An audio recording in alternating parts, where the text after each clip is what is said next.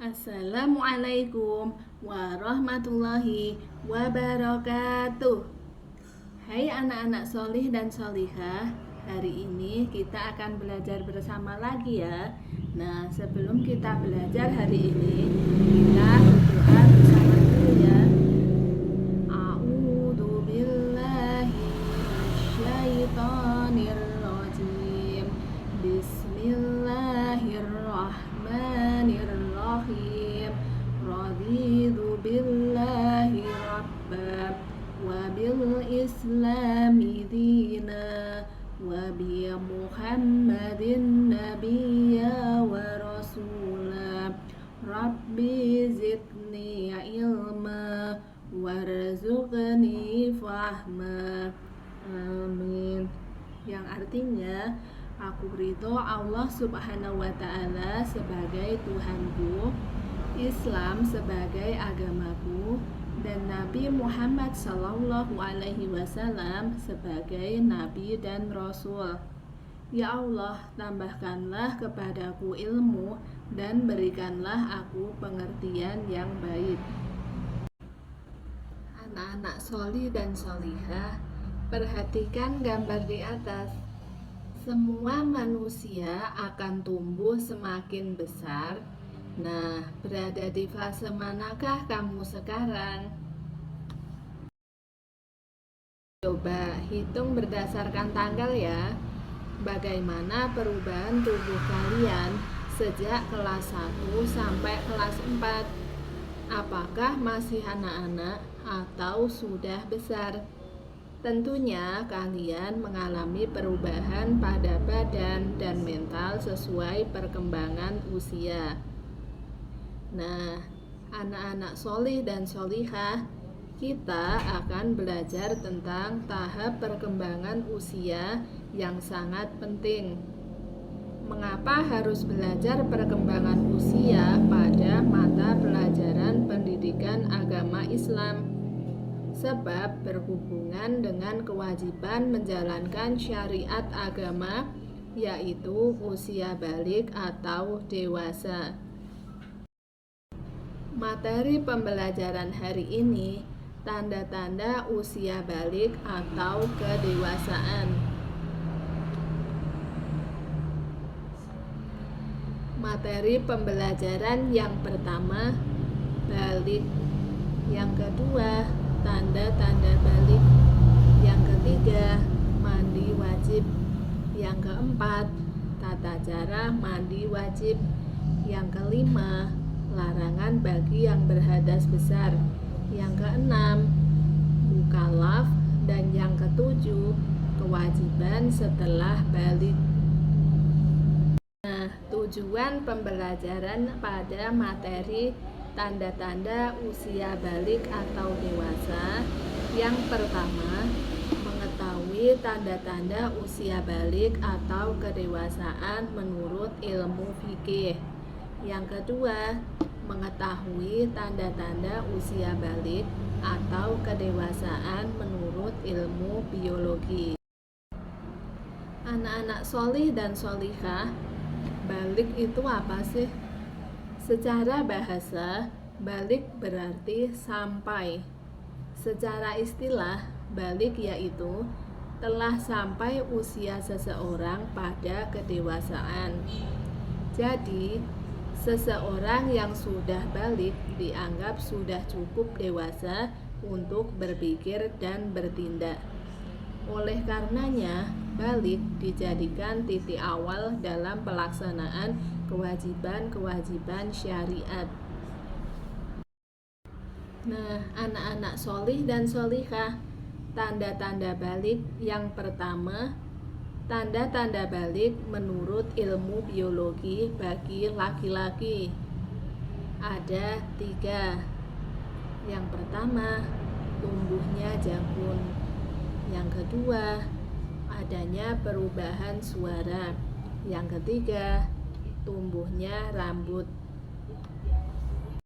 Nah, tanda-tanda yang kedua, tanda-tanda balik menurut ilmu biologi bagi perempuan ada 3. Yang pertama, pinggul dan dada membesar. Yang kedua, suara lebih merdu. Yang ketiga, tumbuh rambut di bagian tertentu. Tanda-tanda usia balik atau kedewasaan itu dalam ilmu fikih. Nah, fikih itu apa sih? Fikih ialah ilmu tentang hukum Islam. Fikih membahas tentang tata aturan ibadah, baik yang berhubungan dengan Allah atau yang berhubungan dengan sesama manusia. Di antara bahasanya adalah tentang tanda-tanda balik. Tanda-tanda balik menurut ilmu fikih. Bagi laki-laki yang pertama, ihtilam atau mimpi basah. Yang kedua, telah sampai umur 15 tahun. Bagi perempuan, yang pertama, haid atau menstruasi. Yang kedua, telah sampai umur 9 sampai 15 tahun. Maka segala kewajiban untuk menjalankan segala perintah dan larangan Allah Subhanahu wa Ta'ala sudah menjadi tanggung jawab diri sendiri. Yang sudah mengalami mimpi basah atau haid, maka diwajibkan untuk mandi wajib atau mandi besar. Anak yang sedang mengalami mimpi basah dan haid itu sedang berhadas. Nah, untuk bersuci dari hadas besar dan agar bisa melakukan ibadah seperti sholat dan membaca Al-Quran, maka diwajibkan mandi terlebih dahulu. Mandi setelah hadas besar disebut dengan mandi wajib. Adapun tata cara mandi wajib. Yang pertama, niat di dalam hati. Yang kedua, cuci tangan 3 kali. Yang ketiga, membersihkan kemaluan dengan tangan kiri, kemudian cuci tangan lagi. Yang keempat, berwudu dengan sempurna sesuai urutannya, mulai dari membasuh tangan sampai membasuh telapak kaki. Yang kelima, keramas. Yang keenam, membasahi seluruh tubuh mulai dari bagian kanan dengan rata. Yang ketujuh, gunakan sabun dan sampo agar semakin bersih. Yang terakhir 8, berwudu dengan sempurna. Anak-anak solih dan solihah, tahukah kalian siapa yang telah wajib menjalankan kewajiban agama seperti sholat dan puasa? Yang wajib menjalankan kewajiban agama disebut mukallaf. Lalu apa yang disebut dengan mukallaf?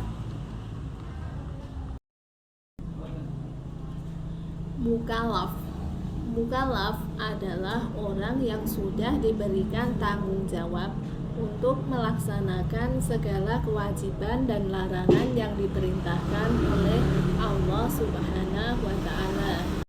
Syarat mukallaf ada 3. Yang pertama, balik. Yang kedua, berakal sehat.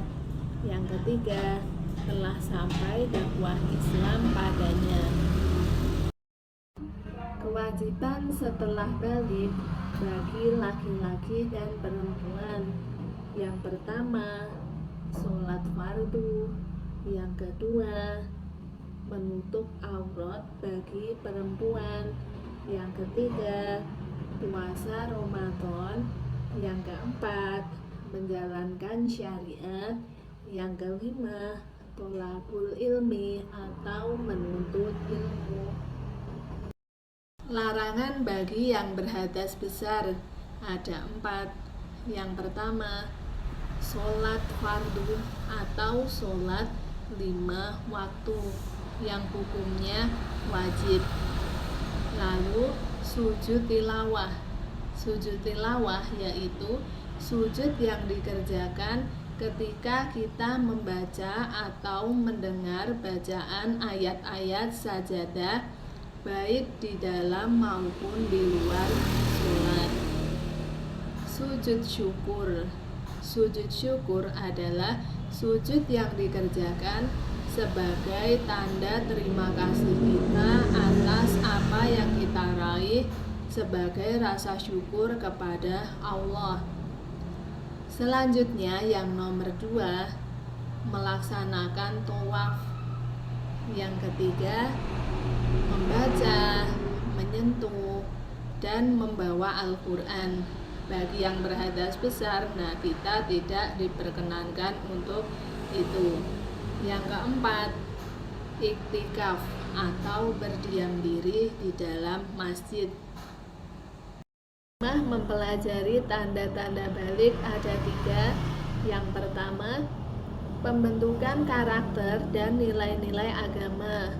Contohnya, sholat 5 waktu, puasa di bulan Ramadan, melaksanakan ibadah haji bagi yang mampu. Yang kedua, membangun hubungan dengan Allah Subhanahu wa Ta'ala. Apabila kita telah mengalami tanda-tanda balik, maka kita dianjurkan untuk lebih mendekatkan diri kepada Allah Subhanahu wa Ta'ala. Yang ketiga, pengetahuan tentang hukum Islam. Apabila kita telah mencapai usia balik dan sudah mengalami tanda-tanda balik, maka kita harus mengetahui tentang hukum Islam, contohnya hukum puasa Ramadan, hukum sholat, dan ibadah yang lainnya. Sekian yang dapat Ibu Guru sampaikan. Kurang lebihnya mohon maaf. Kita tutup dengan hamdalah bersama, dilanjutkan doa kafaratul majelis. Alhamdulillahi Rabbil Alamin. Subhanakallahumma wa bihamdika asyhadu an la ilaha illa anta astaghfiruka wa atubu ilaik. Wassalamualaikum warahmatullahi wabarakatuh.